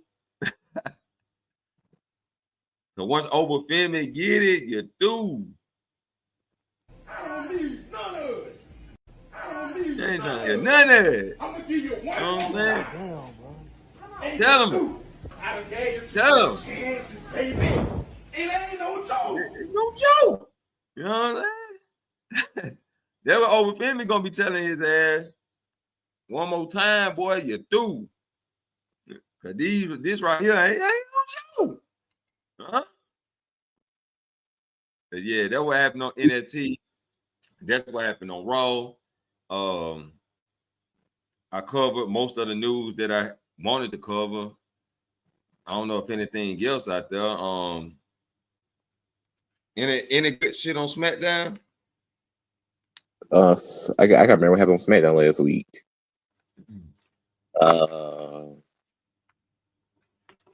I'm trying to see what happened on SmackDown that we can elaborate on real quick. Oh, okay. So Shinsuke ain't done with LA Knight. It usually be the other way around. It usually be the challenger ain't done with the champion. But Shinsuke attacked LA Knight during the Bloodline Mafia match when he tag teamed with Andrade and Apollo Crews by surprise.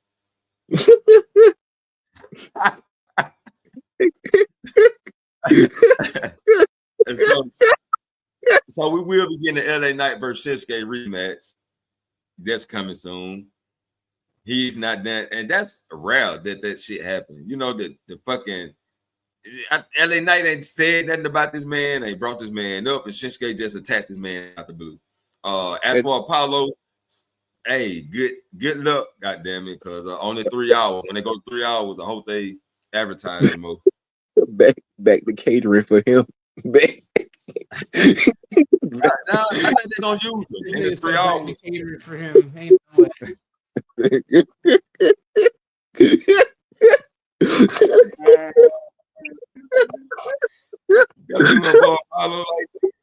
Yeah, I already wasting them. They're wasting my boy. No, I like Apollo. I'm just saying that. I just keep it real bad to catering for that nigga. Yeah, they going SmackDown going 3 hours, so he gonna be good. I hope he's good. I just hope they give him some good matches. I don't even care about the story. Just put him in some good matches right now. Now that nigga feet dry. Let him get his feet wet a little bit. Then we got this stupid ass storyline, right? Yeah. So the Tom and Jerry storyline with Braun Strowman and Carmelo Hayes. So we got the cat and mouse situation. I really ain't got nothing to say, but that they giving Melo something to do. Yeah. And maybe showing that he can outsmart his opponent. You know what I'm saying? But Braun Strowman killing this guy. Like this guy he come out on ropes and try to do a splash on Braun and just bounce off like he just hit a wall. Shit crazy. Go ahead, talk on. Yeah, I really got no strong opinions on this. I'm just kind of I mean, at least Melo doing something. That's how I look at it. Just give him something to do. I don't really got any like strong opinions. I'm kind of just man in the middle on it. Yep. We did get Alex Shelley versus Johnny Gargano, which Ciampa caused a distraction, and Johnny Gargano pulled the tights for the 1, 2, 3. So that feud gonna be a long-term storytelling feud, which I don't like because y'all just kicked the Street Profits out of the feud. And you know why? 9 times out of 10, they're gonna be let go. And trust me, anytime they do something like this, they always tend to let go of these motherfuckers on the sideline. Or if they're about to release Dawkins and keep Fords. Hey, either which way. All I know is one thing. If they release Dawkins again, he better not come back because this is gonna be like the 4th time. You know what's so crazy? The same platform I was at when they were talking wrestling. Dog, yeah. Dog, he has shown me a clip of his epic failures while being in WWE NXT, and I'm like, oh yeah, Montez Ford need to be set free, dog. Ain't no way. There ain't no fucking way. I saw that shit. I was like, Lord have mercy. Yeah, they've been dragging Montez Ford to the grave with this nigga. I'm like, damn. Yeah, because Dawkins been a failure since start. Like the guy been fired 3 times. Yeah. Right. And I mean, don't get me wrong, he outlasted everybody he put over in NXT. Everybody he put over, they pretty much gone. But Yeah. even though he outlasted them, he never shouldn't have been here in the first place. You know what I'm saying? Yeah. So yeah, send his ass out to NXT. Just let him explore the underground world or something, because this guy been a failure since the start. And don't get me wrong, I liked it though. They whip it real hard, whip it. You know what I'm saying? I like the whipping the pot, but that's the only thing I liked about him. I can't say too much else. Besides, he's a good tag team with Forrest, but that shit had ran its course. Yeah, I agree. Yeah, that shit crazy. But Beef Al, she pretty good in the ring too. I want to see more of her. So we did get Bianca and Naomi defending the titles. Oh, go ahead, Wiley. No, so I was agreeing with what you said earlier. Oh, okay. Now Bianca and Naomi defended the title versus Nia Jax and Candice LeRae, and the match was Tiffany came out and actually cost them the match in a certain type of way of what they made it look like anyway. Naomi got the pin over Candice LeRae. She earned the title, and now Bianca is going around saying there's nobody she'd rather team with than Naomi. She giving Naomi all this grace. Yes, this gonna play into the storyline between her and Jade Cargill, because now she's looking over Jade Cargill like she's still saying she want to find out who got her, who damaged or beat down Jade, but she's also doing a lot of the goddamn celebrating with Naomi. So, oh Lord, when this shit fall the fucking apart, when the banana get peeled, somebody about to slip. Yes, it's gonna be drama. Anything y'all want to say about this storyline going further? Because that's all I had to say. Yeah, I don't really. You basically say everything I was gonna say. Like this one of those. Once again, it's one of those. I'll wait and see. Right. How many? In y'all prediction, how many months away are we close to Jade popping back up for the story? They still haven't revealed it. So yeah, I guess they got to get the story in place and start aligning things together. So probably, I don't know, man. Hopefully she return by when the Royal Rumble, the beginning of February. Yeah. So she may return by then. I was thinking around that time too, around Rumble time. Yeah. And she gonna probably be that special number 30. Ain't no telling. Yeah. Or she may interfere in the tag match when they defend the titles. And then we'll find out then. But we'll see, man. I just, that's all I got for that story, though. Wiley, you got anything on the whole Naomi, Nia Jax, anything? You can talk about the cash in or anything on either four. So where do I see this part of the story? So you know what's funny? I ain't gonna lie, I thought about this today too in my head. And for some reason, I had a little bit of change of course, a little bit, right? Mm-hmm. Now, everyone's been talking about the Naomi going heel and everything, but we also been talking about Bianca Belair and, going against, our girl, Jade Cargill, right? Jade Cargill. But if that's the truth, then what would you rather want more? Bianca Belair getting 2 new friends or Naomi? I mean, think about it. Right now, when you think about this heel trail right now at this point, that everyone's selling, oh, who did the backstab? Who did this? Who did that? Who called the hit? I mean, who really needs it more at this time to sell the bigger story? Do Naomi really needs it? I mean, I guess, but then why do it with both Jade Cargill and Bianca? Why start it there? So who really needs this? I think Bianca does. And I think, honestly, I think Bianca made the hit. And I think both, you know, shit.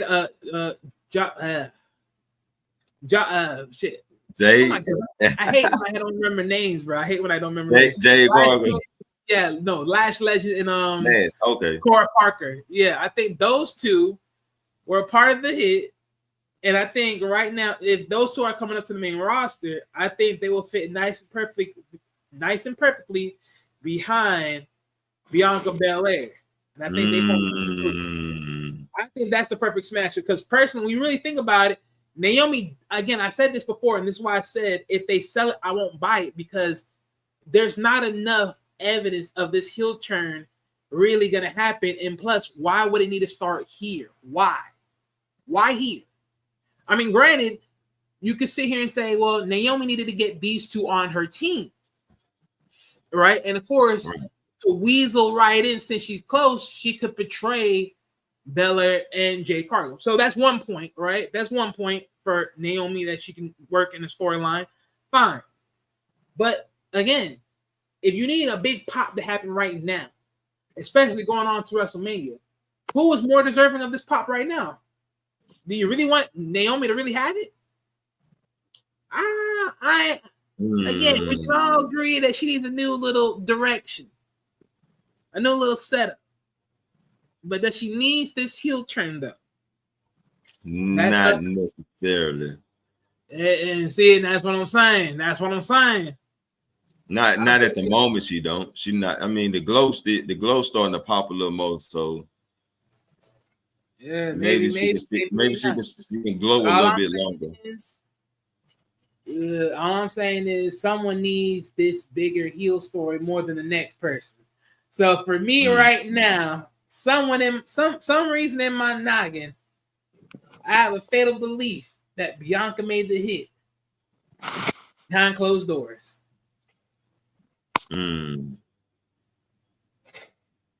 Damn. But then here's the problem, though. We need plausible reason, though. We need plausible reason. And right now, Bianca, there's not enough plausible reasons for Bianca to do it. So I'm still gonna say Naomi is technically the main candidate for right now, until they sell me a story that proves otherwise.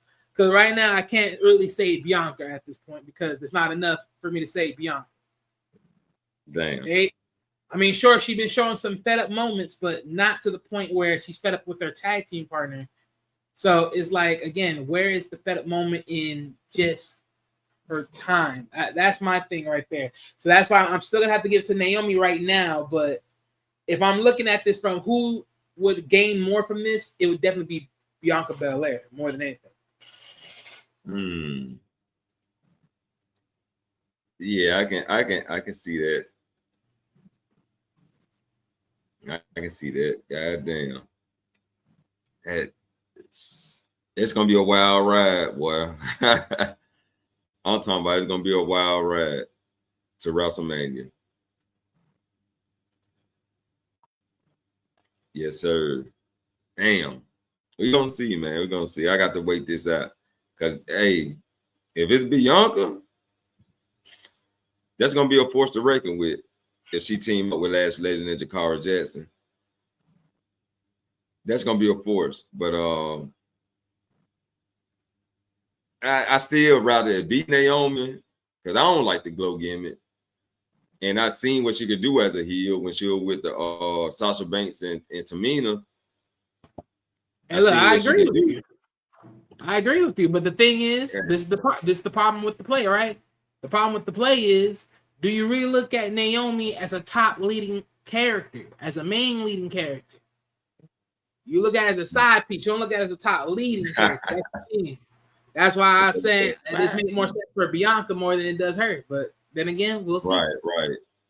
Right. I get exactly where you're coming from. You're right. Damn. Well, hey, we gonna see. We gonna see where these stories head to. What today is? Oh, we get SmackDown tonight, right? Yeah. Yes, okay, indeed. All right. Hopefully, I'll be back for the goddamn watch along. I'm going to see my little brother this morning. We're gonna go see him. Hopefully, we be back before nightfall.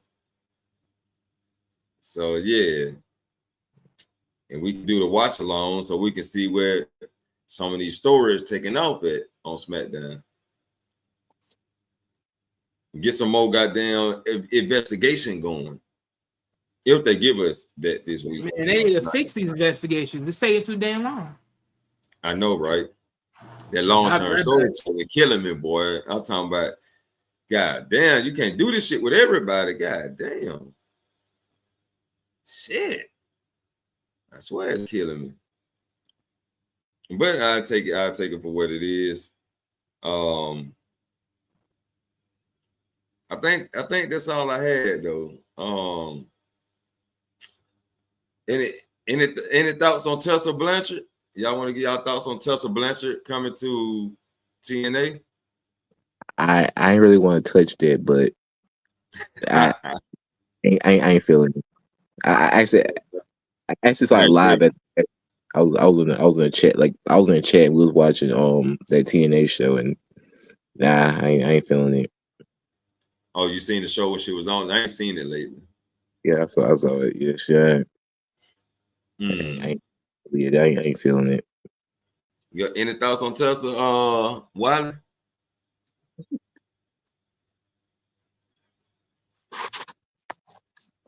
Oh, you ain't touching that either. That's a hot name to touch now. It's a hot name. Her name is hot.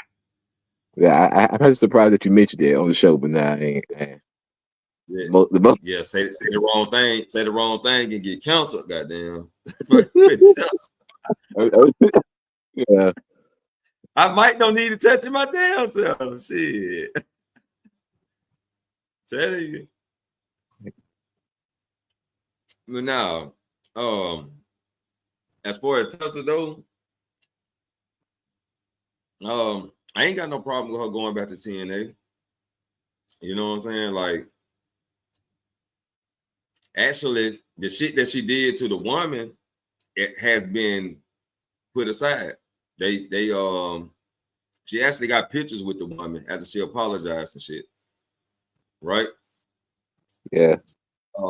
As far as the back room, the locker room, the way she treated people, there still hasn't been any proof.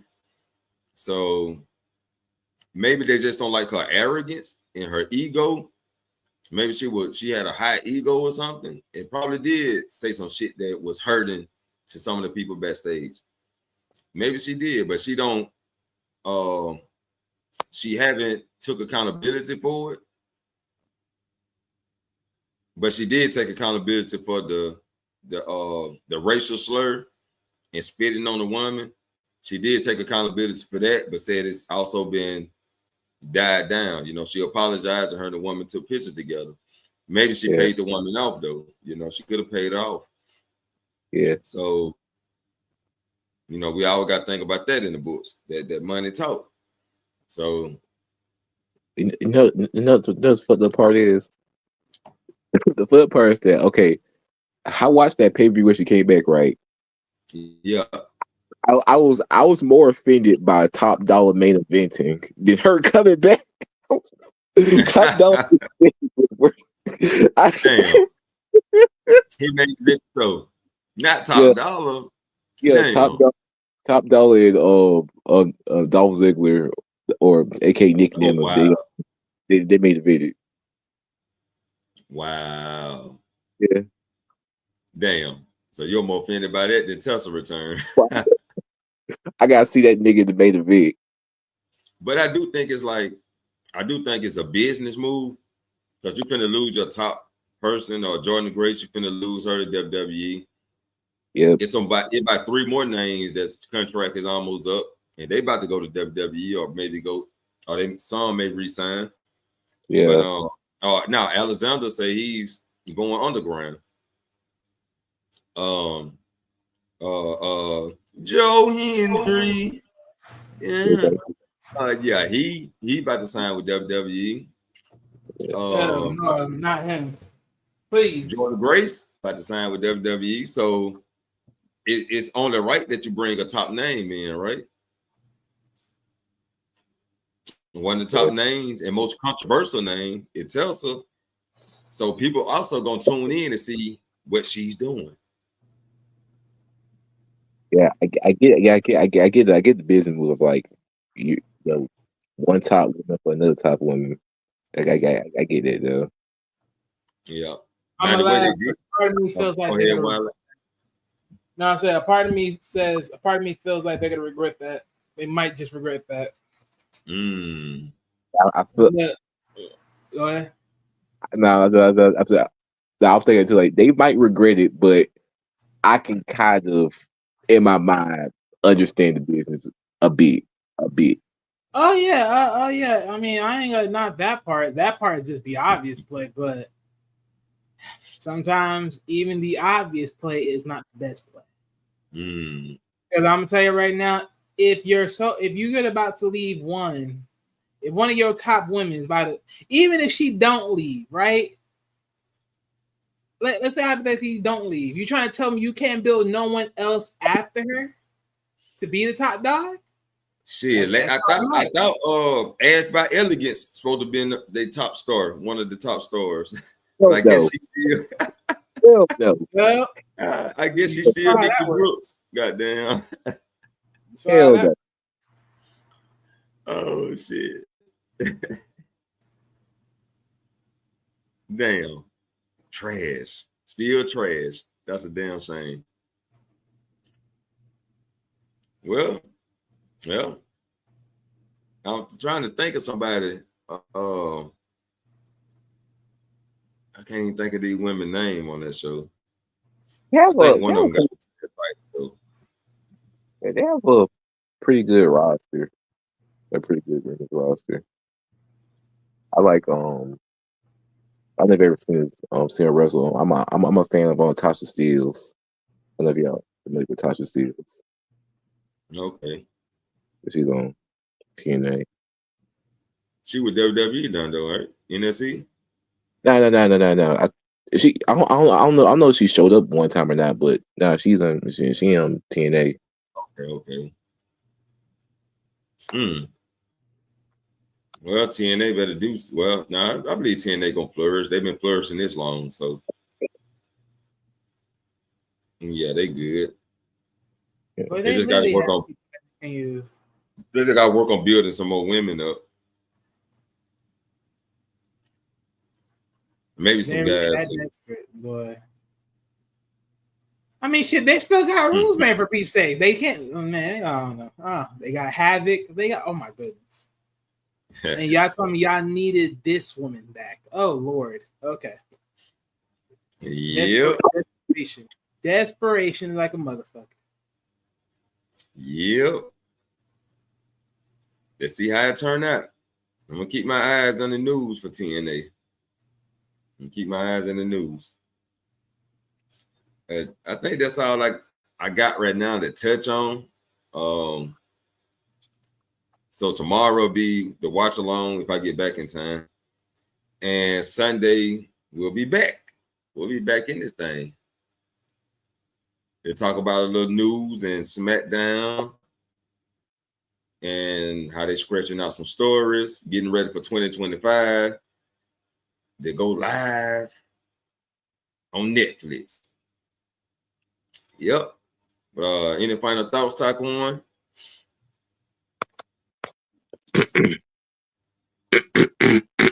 Fuck Ricochet. Oh shit. Final thoughts, Wiley? For my final thoughts, I would love to say Triple H, you know what you can do yourself every single night. It's called put a firing stick up your ass cheeks as you constantly give us everyday reminders why we need Vince McMahon back because you're just a piece of shit and you need to go back to NXT because that's the only thing you can actually manage. Not Vince McMahon. I don't care who it is, but right now I'm gonna say Vince because personally, who else you gonna put in front of this damn thing right now? Shit. Just put someone to monitor his ass. I mean, they could put someone to monitor him. It don't make a difference. But at this point, I'm sorry, but you're pretty much ruining. Like it's like we went from one child slowly honoring, then ruining the business. Now went from another child, a stepchild, ruining the business and tearing it down. It's like, bruh, what the fuck is this? Goddamn, boy.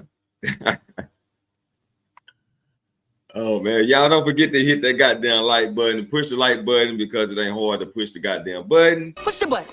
Come on, push the button. Come on, push the button. Yeah, come on, push your button. Push the goddamn button. Push the goddamn button. You heard what she said.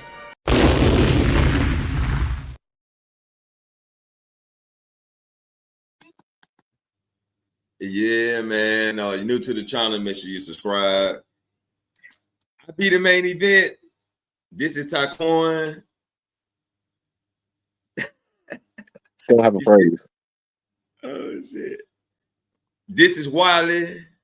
Yeah, dig. And we'll catch you all in the next main event. Peace. He was a normal man who heard voices in his head. He was a normal man who ran from his demons. He was a normal man that couldn't escape the darkness till one day he was left to die. He then would rise again. He then would embrace the voices. He slayed his demons and he conquered the darkness. Shh.